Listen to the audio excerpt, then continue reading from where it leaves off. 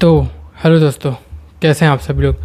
दोस्तों, आज का यह वीडियो होगा कि अगर आप इंस्टेंट फंडिंग प्रॉप फर्म का यूज करते हैं तो ये वीडियो आपके लिए एक पहला और आखिरी वीडियो होने वाला है, क्योंकि मैं इस वीडियो के थ्रू आप लोगों को इंस्टेंट फंडिंग का हर एक रूल एक्सप्लेन करने वाला हूँ। इस वीडियो को देखने के बाद आपको दूसरा वीडियो नहीं देखना पड़ेगा। और हाँ, मैं छोटे मोटे रूल्स को नहीं, जो एकदम इम्पॉर्टेंट है, जो आपके लिए मोस्ट आईएमपी है, जिसको आपको फॉलो करना ही करना है, उसी रूल को मैं आप लोगों को बताऊंगा, ठीक है। और अगर आप इंस्टेंट फंडिंग का इंस्टेंट अकाउंट ख़रीदते हैं तो कौन सी बात का ध्यान रखना है ये भी बताऊंगा। और हाँ, इंस्टेंट फंडिंग का यूज करके मैंने 2 पे आउट भी लिए हैं। यहाँ पर आप मेरा ये इंस्टेंट फंडिंग का ये फर्स्ट जो पे आउट है वो आप देख सकते हैं। यहाँ पर सर्टिफिकेट है मेरा ये, ठीक है। मैंने 2 निकाले हैं, ठीक है। तो इंस्टेंट फंडिंग आप यूज करके आप बहुत अच्छा तरीके से अपना जो पे आउट है वो निकाल सकते हैं, ठीक है। तो मैं क्या है कि इसमें कुछ हिडन रूल्स भी है जो आपको पता होना बहुत ज़रूरी है, क्योंकि अगर आपको वो पता नहीं होगा तो या तो फिर आप उसके ज़रिए अकाउंट ब्रीच कर देंगे, या तो फिर आप पे आउट जब लगाएंगे तो आपका जो है पे आउट रिजेक्ट हो सकता है। इसीलिए इस वीडियो को पूरा आखिरी तक देखना, डॉट टू डॉट। आपको समय बर्बाद नहीं करूँगा आपका, जो एकदम आईएमपी रूल है वही ठीक बताऊँगा। तो चलिए मैं आपको अपने स्क्रीन में लेकर चलता हूँ, ठीक है। अब शुरू करते हैं, ठीक है। तो ये हम आ गए हैं अपने इंस्टेंट फंडिंग के ट्रेडिंग रूल्स के ऊपर, ठीक है। सबसे पहले यहाँ पर आप देख सकते हैं ये जनरल रूल है, जनरल अकाउंट्स डिटेल है। तो इसमें इसका रूल देख सकते हैं आप कि ये एक नॉर्मल रूल है, ठीक है, कि यहाँ पर आप प्रॉफिट टारगेट इस इंस्टेंट फंडिंग में नहीं रहेगा, और फेज़ 1 में 10% रहेगा, ठीक है। और आपका जो 2 फेज़ में 8 से 5%, डेली ड्रॉडाउन इंस्टेंट फंडिंग में नहीं रहेगा, 1 फेज़ में 3% रहेगा और इसमें 5% रहेगा, ठीक है। तो ये एक नॉर्मल सा अपना जो जनरल जो है ना अकाउंट का जो डिटेल है वो सब की सारा चीज़ है, ठीक है। ये आप कुछ इस तरीके से है, ठीक है।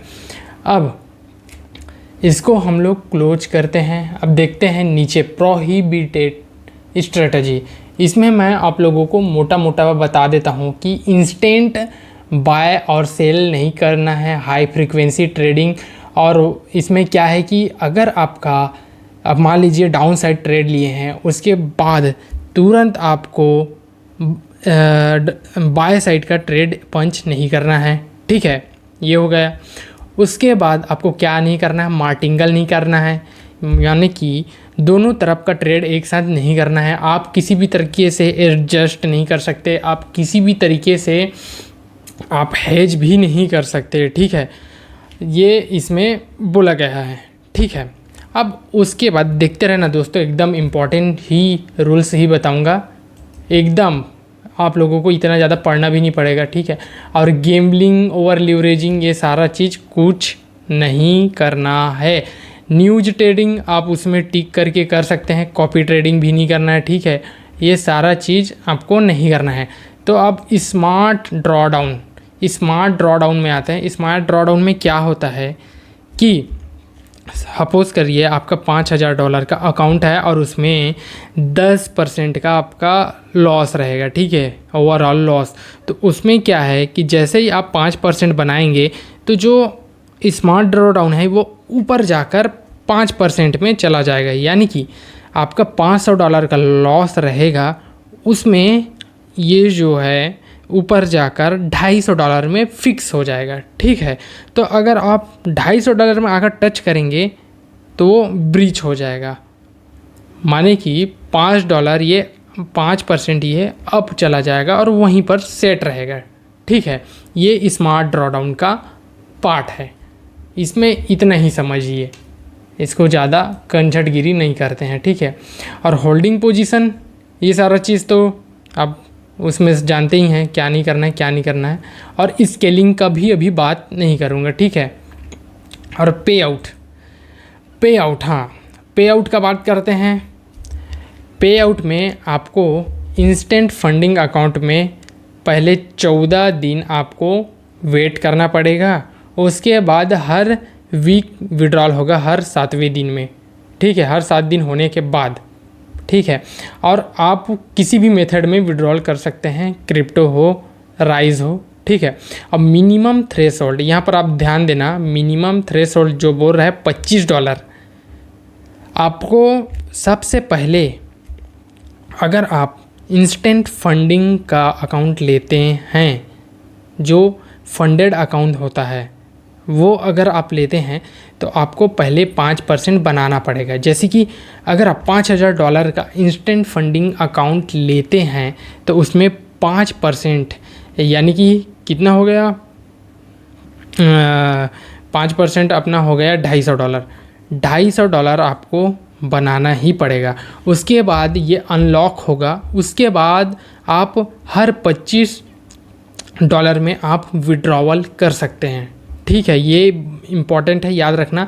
आपको अपना पे आउट अनलॉक करने के लिए पहले 5% इंस्टेंट अकाउंट में बनाना ही पड़ेगा, 5% का रूल है, ठीक है। उसके बाद ही आप हर $25 में इसको विड्रॉल कर सकते हैं और ये 24 घंटे के अंदर इसका पे आउट आ जाता है, क्योंकि मैंने भी विड्रॉल किया है, ठीक है। अब आते हैं अगले जो खबर है उसके ऊपर। अगला जो रूल है उसमें क्या करना है, आपको 60 सेकेंड से पहले आपको ट्रेड नहीं काटना है, ठीक है। 60 सेकेंड से पहले अगर आपने ट्रेड को काटा तो आपका जो पे आउट है वो रुक सकता है, ठीक है। तो इसीलिए आप 1 मिनट, मतलब 1 मिनट आपको किसी भी प्रकार से होल्ड करना ही है, ठीक है। ये हो गया इतना क्लियर, एकदम इम्पॉर्टेंट चीज़ ही बताऊंगा, ठीक है। उसके बाद आपको आना है लॉट साइज में। अब लॉट साइज में क्या करना है, यहाँ पर आप देख सकते हैं, ये इसका चार्ट है।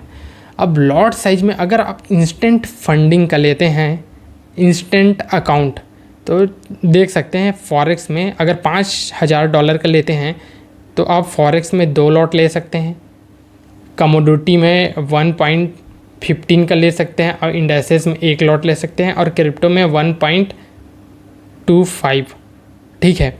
ये इंस्टेंट अकाउंट का है। अब उसके बाद यहाँ पर आप देख सकते हैं 1 फेस और 2 फेस, ये आप इसको स्क्रीनशॉट मार लेना, ठीक है। ये बहुत इंपॉर्टेंट है। अगर इससे अगर आप ज़्यादा लेते हैं लॉट तो आपका पे आउट रुक जाएगा भाई, सीधी बात, आपका पे आउट रुक जाएगा, ठीक है। हाँ, अब ये तो हो गया लॉट साइज की बात। अब अगला जो है वो भी बहुत इम्पॉर्टेंट है, ठीक है, इसको ध्यान से सुनिए। अगला जो है वो रूल है कि अगर आप मान लीजिए 1 लॉट लिए हैं, 1 लॉट के बाद आपको दोबारा 1 लॉट नहीं लेना है, ठीक है। 1 लॉट से कम लेना है, आप कम करते जाकर ट्रेड पंच कर सकते हैं, मगर 1 लॉट से ऊपर नहीं लेना है, ठीक है। अगर समझे, अगर नहीं समझे तो फिर एक बार बता देता हूँ। मान लीजिए आपने 1 लॉट लिया है किसी भी फॉरेक्स पेयर में, तो उसके बाद आपको उससे बड़ा बिल्कुल भी लॉट साइज पंच नहीं करना है। इससे क्या होता है, इससे आप उनका रूल वायलेट करते हैं, इससे आपका पे आउट रुक सकता है, ठीक है। अब अगला जो है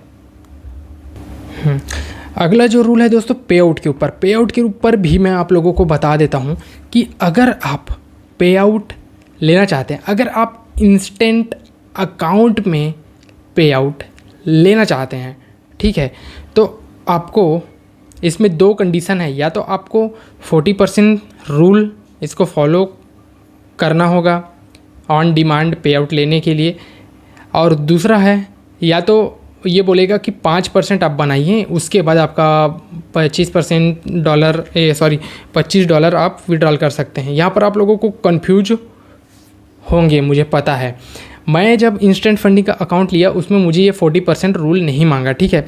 ये शायद 1 फेज़ में है, ठीक है, 1 फेज़ और 2 फेज़। अगर ऑन डिमांड लेना चाहते हैं तो 40% रूल इसमें लागू होगा पे आउट के लिए।